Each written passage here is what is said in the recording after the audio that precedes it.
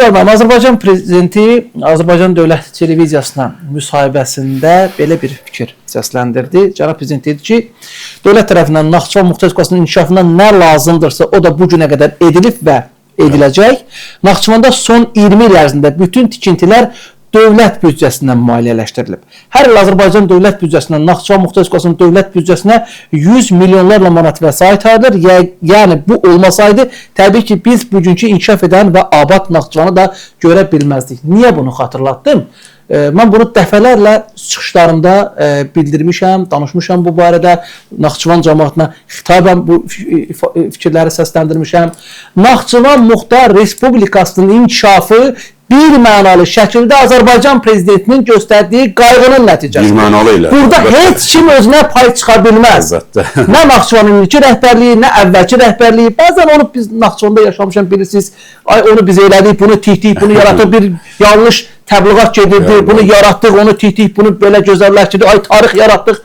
Orada bir adam, bir şəxsiyyət tarix yaradıb, o da Azərbaycan prezidenti. Və cənab prezident dünən bunu açıq şəkildə dedi ki, Naxçıvan Muxtar Respublikasında görülən bütün işlər dövlət büdcəsi hesabına görülür. Naxçıvanın öz daxili imkanlarını da bu inkişaf prosesinə səfərbər etsəydilər zamanında daha böyük nailiyyətlərə, uğurlara biz şahidlik edərdik. Bilirsiniz, Turan müəllim, dövlət nə lazımdırsa eləyir. Bir mənalı şəkildə. Yalnız dövlət edir. Bəli, prezidentimiz nə lazımdırsa o qərarları, sərəncamları imzalayır. Yüksək səviyyədə. Mən görüşlərdə də deyirəm. Sizlərlə görüşdə də nə lazımdırsa. Yetər ki, cənab prezidentin tapşırıqlarını vicdanla yerinə yetirmək lazımdır. Onları tam məsuliyyətlə yerinə yetirmək lazımdır.